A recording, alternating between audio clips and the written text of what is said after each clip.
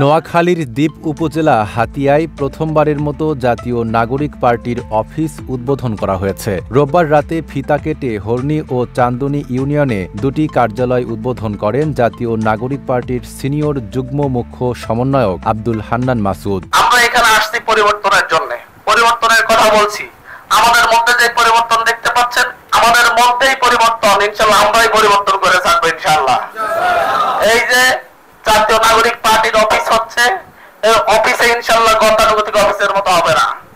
এই অফিসে মানুষজন মুরব্বীরা বসবে, চা খাবে, সমাজ নিয়ে আলোচনা করবে, টকশো দেখবে, সংবাদ দেখবে, এর বাইরে আর কিছু হবে না।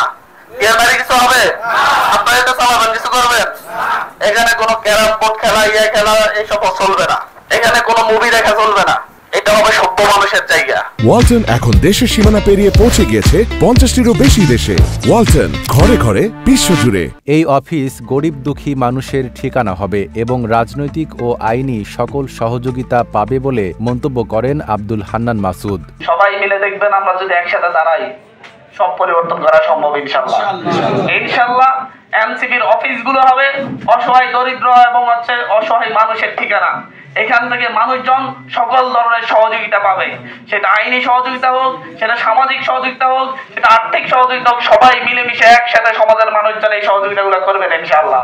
অল্প সময়ে এনসিপি দেশের রাজনৈতিক অঙ্গনে নতুন শক্তি হিসেবে জায়গা করে নিয়েছে বলে মন্তব্য করেন আব্দুল হান্নান মাসুদ। আপনারা আমাদেরকে হিসাব করেন বিএনপির সাথে 50 বছরের পূর্ণ রাজনৈতিক দল, আপনারা আমাদেরকে হিসাব করেন জামাতের সাথে 70-80 বছরের পূর্ণ রাজনৈতিক দল, আপনারা আমাদেরকে হিসাব করেন আওয়ামী লীগের সাথে 70 বছরের পূর্ণ রাজনৈতিক দল। আরে ভাই, আমরা মাত্র জন্ম নেওয়া 4 মাসের একটা সদ্য শিশু মাত্র। এক্ষুনি যখন বিএনপির ভয় নয়, বিএনপি ভয় পাচ্ছে, আওয়ামী লীগ ভয় পাচ্ছে, জামাত ভয় পাচ্ছে, তাহলে বুঝে নিতে হবে যে এনসিপি কত বড় শক্তি হতে যাচ্ছে।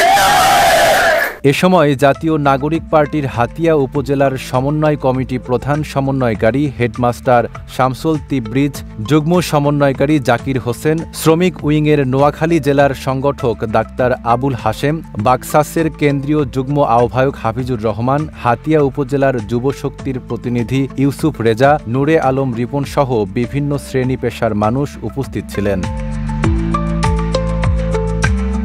Desk report, Dhaka post.